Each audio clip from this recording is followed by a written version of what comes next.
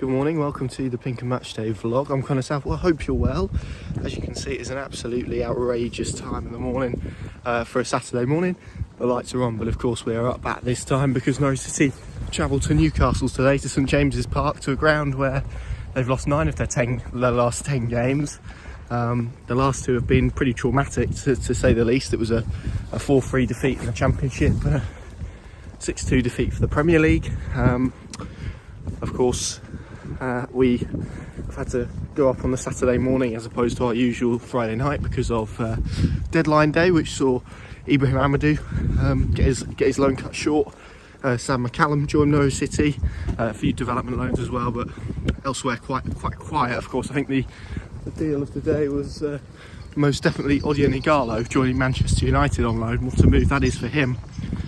But yeah, it's a long old poke today up to St James's Park, and we're ready and excited for it. Ighalo or Oligano? I mean, he's now going to give a chance to Greenwood to start. I think he will be continuing to play. Exit to the left on junction 69, way 184.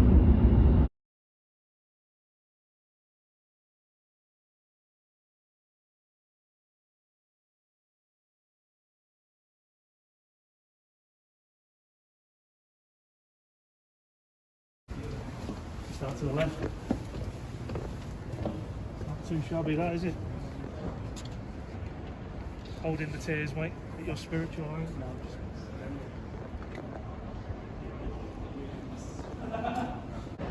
Here is my view for this afternoon's game at St James's Park. As you can see, fairly decent one in the press box here. I must say, those Norwich City fans up there in that upper tier, you may be able to see the black segregation bar there, and of course the Norwich fans in there. That is a fantastic effort. If that gets full and rocking, that is some support considering the length of journey that it is to this place and to the northeast in general. So fair play to those Norwich City supporters. In terms of team news, Norwich City unchanged from the side that lost at Tottenham 2-1. Todd Cantwell coming in, he's back from injury. 7 changes from last week's game at Turf Moor. Going to be really interesting to see Norwich City operate without Emi Buendia. We got a glimpse of it at Tottenham. Offensively, they were quite good. Defensively, Lucas Rupp certainly helped them maintain their structure in terms of defensive shape. Going to be interesting to see what his sort of impact is here at St James's Park today, and whether he can carry that positive performance against Burnley and also against Spurs. We're just watching Tim Krul come out here, so you may see him get quite the response from this end towards the away fans now. But Lucas Rupp is going to be pivotal. Emi Buendia returns from a thigh injury but is only on the bench. That's a massive blow to Norwich City's creativity. There's Tim Krul.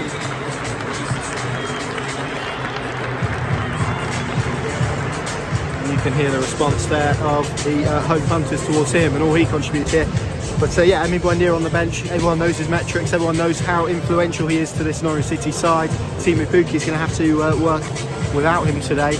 Massive to that may be Andre Duda, who is in the side. Surprisingly for Newcastle United. New signings, Valentino Lazaro and Danny Rose both on the bench. And the dangerous Almiron and St Maximin on both flanks for them in their 3 sort of 5-2 or 3-4-3, isn't it really, that we'll see. So there we are, there's the starting lineup. Lovely surroundings here at St James's Park.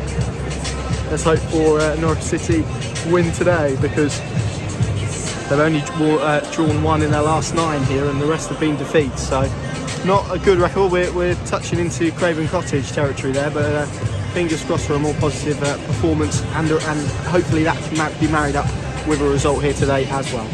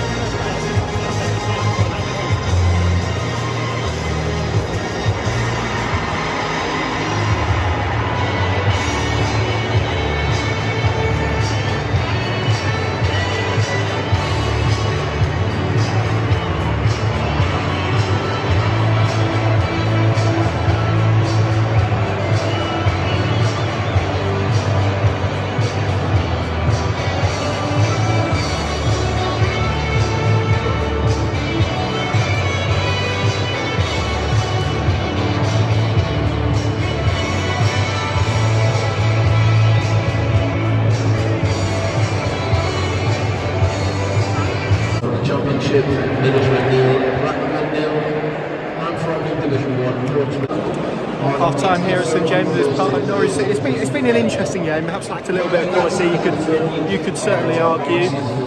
Norwich City really, it's been all about how they use the ball in possession and whether they have enough quality to break down a very robust, very structured Newcastle United shape. At the moment the answer to that is not quite. They've come pretty close. Sam Byram's had a decent header and it hasn't quite clicked at the moment. They've had a lot of the ball in between their sort of mid-third and offensive third, but actually connecting the two has proved very difficult because of how structured Newcastle are in their deep block. And one thing that United are is effective in the transition. They flood bodies forward. The way almost that the play switches from Newcastle winning possession to then having 6 and 7 players in front of the ball is tremendous. And on the counter-attack, they're really good at isolating wingers against fullbacks, and with Almiron, Yedlin as well, who's overlapped, that's allowed Yedlin to come in a little bit. And there's something here for Norwich, but how often have we said that? What they need to do now is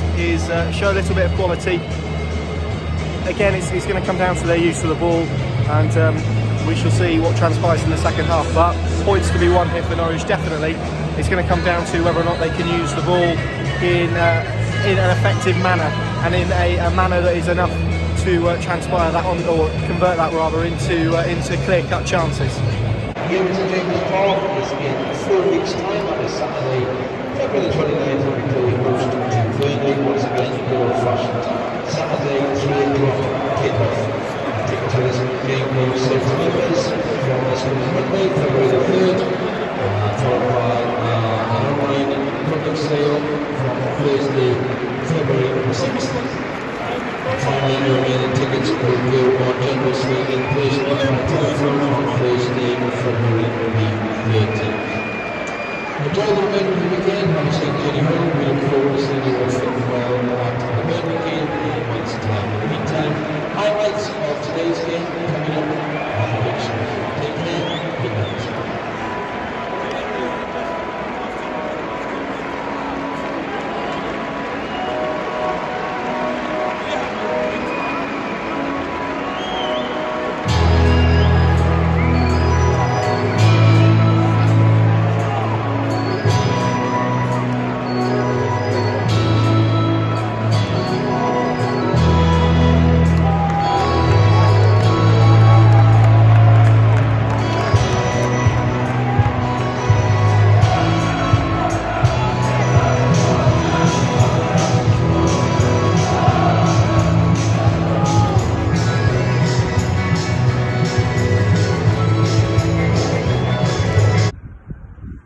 So, coming out of St James's Park after a 0-0 draw, ordinarily you'd be delighted coming to St James's Park and getting a 0-0 draw, but in the context of the game, probably a game we should have won. Plenty of chances, overplayed it at times in the back. You just need to take the touch in and have a shot, especially when you're inside the box. Team has missed a couple of chances that maybe a couple of months ago they put in, but listen, let's not attribute any blame here. We played well in the game, did well enough in defence, and being honest, a game we should have taken 3 points back down the road. But we go on, we didn't lose, we've plenty of points to play for. We need to carry on and do the same again next week. Welcome to St James's Park in the aftermath of a really frustrating afternoon for Norwich City in the northeast this afternoon. If you wanted a story of their season told in one football match, one 90-minute piece, then this afternoon was the perfect example of that. Norwich City had 19 shots here today, which is probably enough shots to win 2 or 3 football matches, but ultimately they lacked a conviction, they lacked a clinical edge, and they lacked some ruthlessness in front of goal, and that is why they're leaving the North East with a point. And that will deflate supporters because, and although on paper coming to a ground like this and getting a point against a Newcastle team who look fairly comfortable this season, isn't on paper at least a terrible result, but given the position they're in and given perhaps just how desperate things are getting for Norwich City to provide the spark they need to really begin a great escape, it's not enough at the moment. It's not enough, and this game encapsulated everything that is an issue or has been an issue of their season, because ultimately we should be sat here in the aftermath basking in a glorious away win where Norwich played some really nice football, unlocked the door plenty of times, certainly enough chances to win the game, and unfortunately they leave here with a point, and they now find themselves 7 points cut adrift, and almost the task goes further on, to use a Daniel Farke phrase. And what we're looking at now is a run of 4 really tough fixtures where they're going to have to record an unexpected win to really change the course of the season and change the trajectory that their season is going in, because ultimately it's very difficult from this position to see a situation where Norwich City survive in the Premier League, because so much hinged on this game. This game would have given a win here today would have given them confidence, would have given them courage, would have given them belief, and they're leaving, and we saw it here, we're fairly close to the pitch, as you can see. There were Norwich players shaking their head, walking down the tunnel, their heads were down. The confidence that they've built up over the last couple of weeks has completely evaded them, and they find themselves in a situation now where they've got a couple of weeks until Liverpool at home to stew on that, and then of course it is Liverpool at home, and I think they're going to need 2 or 3 buses to keep the Liverpool at bay. Let's talk about the game then. The first half started, and probably a trend of the game was Newcastle in a really, really well structured low block, really defensively solid, compact, a 5 and a 4. Joel Linton led their line, and I must say I felt Grant Hanley and Christoph Simon handled and nullified his threat pretty well this afternoon. But they sat in, they allowed Norwich possession, and then they were happy for Norwich to have the ball really in their defensive phase, and in the first half connecting those defensive passages of play with the midfield to then go and create opportunities was proving difficult. But a subtle tweak from Daniel Farke, Kenny McLean, instead of sort of buzzing around and restricting those passing lines through, actually dropped a little bit deeper and became almost an anchor man in that centre circle, and that allowed Andre Duda, Todd Cantwell just to float into pockets of space, and also invited Bentaleb and Hayden onto them, and that gave them a little bit of space in between the defence and the midfield that their quality players could utilise, and they did. They looked impressive. They slipped a few balls down the side. They created chances, but they were unable to take them, and that will be the reoccurring theme of this afternoon, I'm afraid. Pukki went close in the first half. Lucas Rupp, again, Duda's flick on. Rupp hooks it around the corner. I thought Lucas Rupp was pretty good today, actually. Pukki runs through, and usually you associate him with composed finishes beyond the goalkeeper, accuracy over power, and Federico Fernandez did really well to get in and block his effort to prevent it going 1-0. And that was the story of the first half, really. Newcastle sat in, they looked to threat on the counter-attack. I felt in transition they were really good. When Norwich did turn over possession, suddenly they'd find a swarm of black and white shirts running up the pitch. St Maximin was the live wire. He was the threat. He was the source of all of their attacking output.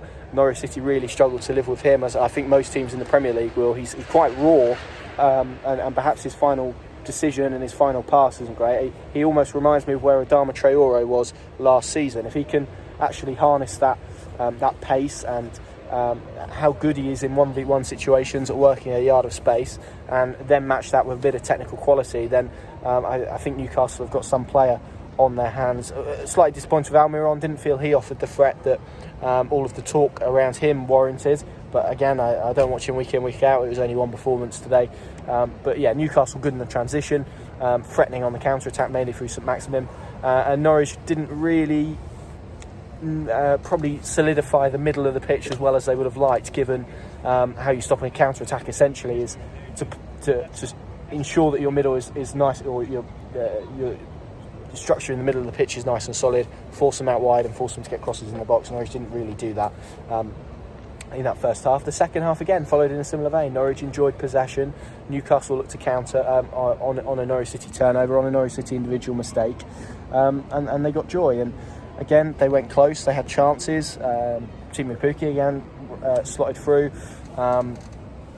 Duda then crashed his effort into the side netting after Lascelles. It hit Lascelles, and Lascelles had to hook it clear from the line.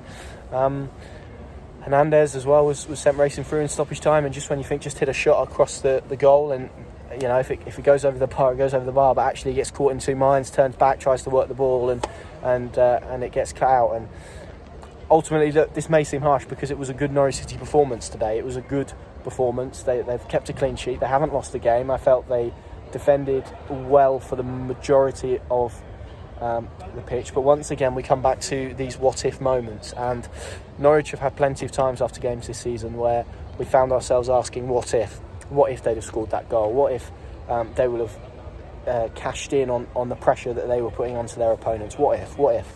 Ultimately, there comes a point where that what if needs to become reality, because if not, then you're going to find yourself in desperate danger. And Norwich City have backed themselves in such a corner now where every game is so pivotal, every game is so massive, and they need 3 points, because equally today a lot of teams around them have been playing each other, and that hasn't helped their cause.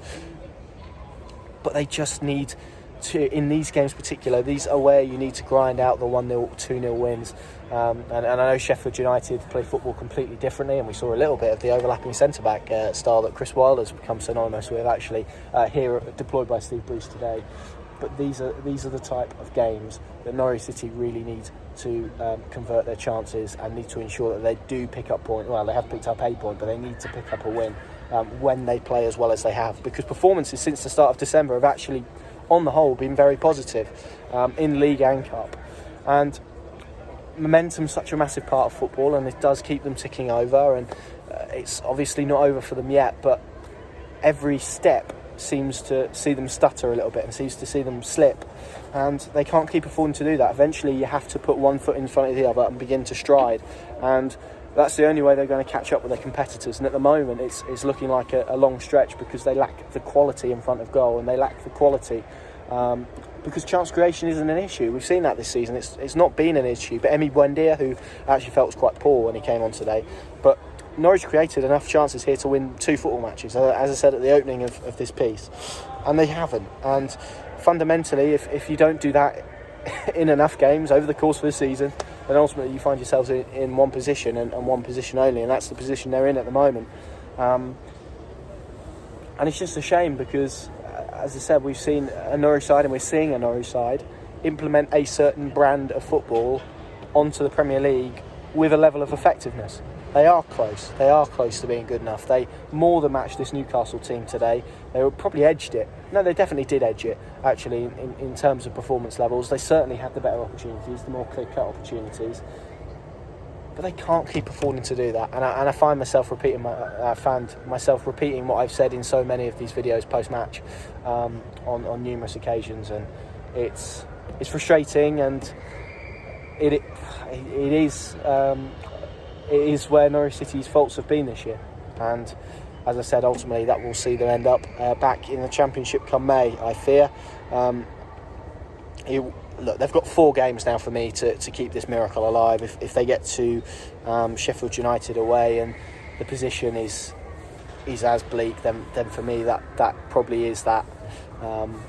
You can't keep extending hopes for week on week on week when they don't perhaps have the quality required, and that's a shame. And it's not more malicious than a lack of quality in the right areas of the pitch and small margins, and dare I say it, luck as well, although good teams create their own luck, so they certainly can't hide under that excuse.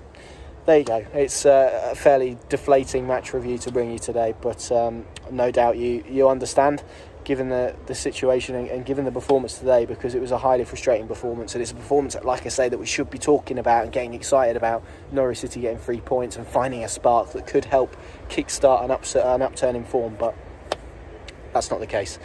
From St James's Park, thank you very much for watching. Enjoy your winter break, try and forget about football for a couple of weeks, and then get ready for the visit of Liverpool at Carrow Road, where if you've got a spare bus, I'd bring it to Carrow Road, because I think Norwich City might be in desperate need of it in a couple of weeks' time. Thanks for watching.